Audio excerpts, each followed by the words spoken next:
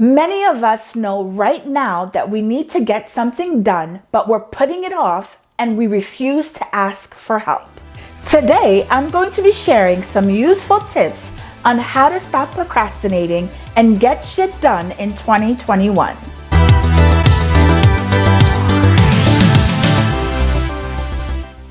Hey friends, how you doing? I hope you're having a great day, and I'm really glad you made it here because I have plans to make your day extra amazing. Now, if you're new here, my name is Tamar and welcome to Tidy Living. Now, if you're having a hard time grasping the concept of procrastination, let's first start off with a definition. Procrastination is when people put something to delay, especially something that needed immediate attention. Now that we have that out of the way, let's start with number one. Number one is to take the smallest step possible. When you don't feel motivated, I suggest to take the smallest step possible towards your goal. After taking that small step, I guarantee you that you will take more steps towards your goal. As an example, instead of telling yourself that you're going to work out for an hour, tell yourself that you'll work out for 10 minutes. I want you to know that taking a step bypasses the part of your brain that is alerted when you're trying to make a change.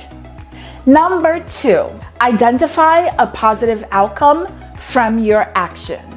To overcome your tendency to procrastinate, I want you to focus on the reward you'll get from taking action.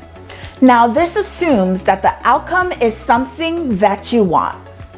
Be very selective about what you let into your experience and surround yourself with to keep your energy as clean as possible to achieve the goals that you want.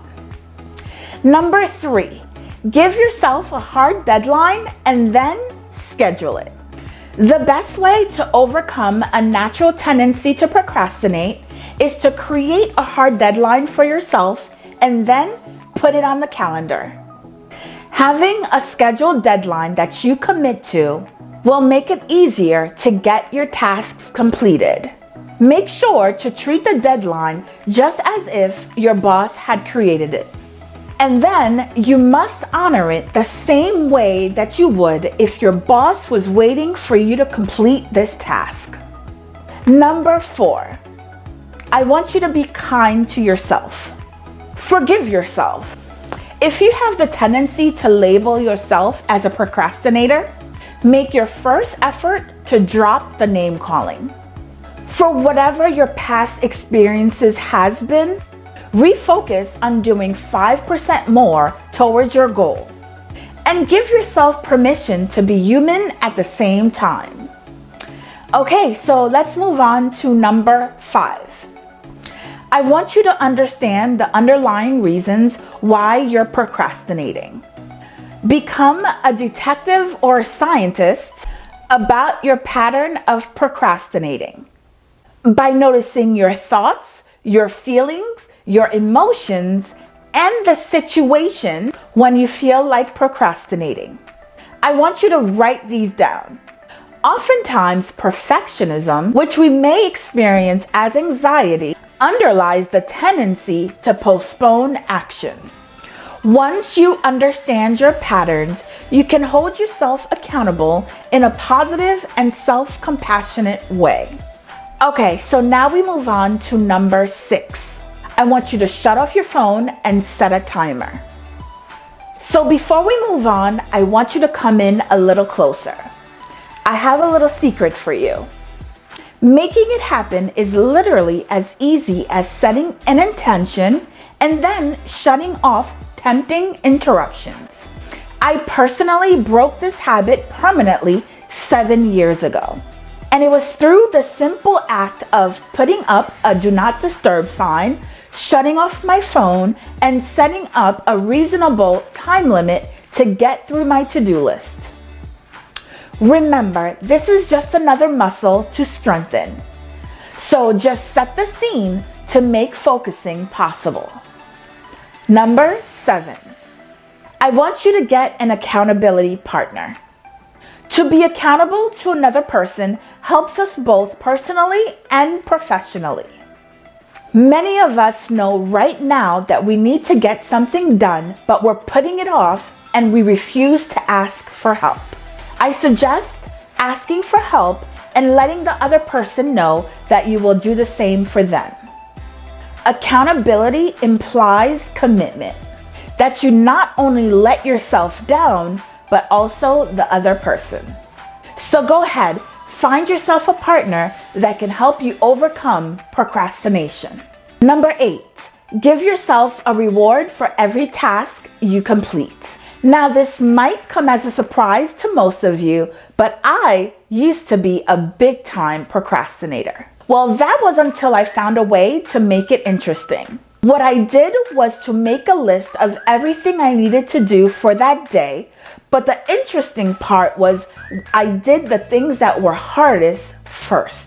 By hardest, I mean things that you do not want to do. Once I completed those tasks, I would give myself a little reward.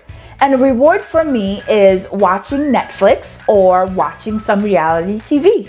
Don't judge me. Okay, friends, so we made it to number 9, and this is a very, very important step. I do not want you to skip over this one, okay?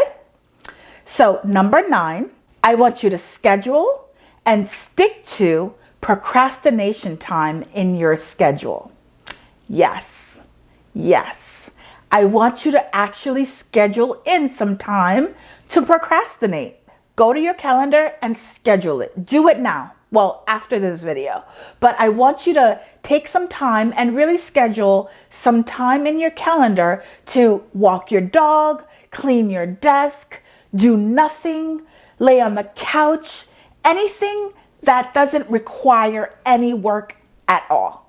Just know that having this time blocked on your calendar will remove the guilt associated with the word procrastination.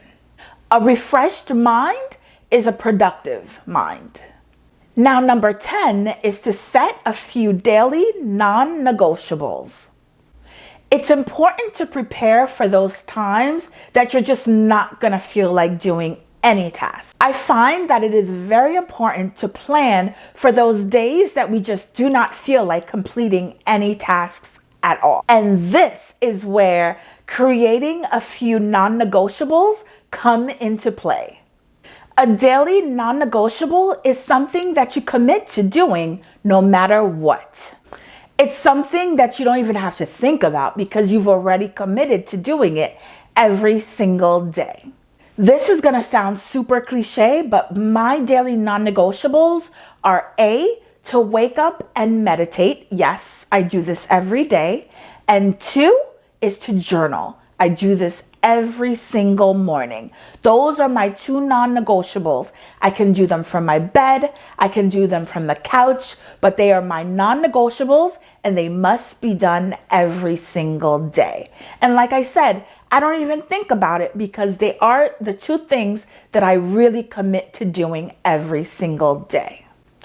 All right, so we've reached the end of the video and I really hope these tips could help you focus on where you are headed. And like I say in every video, life happens and things do get messy. And that's okay, as long as we take action to get back on track.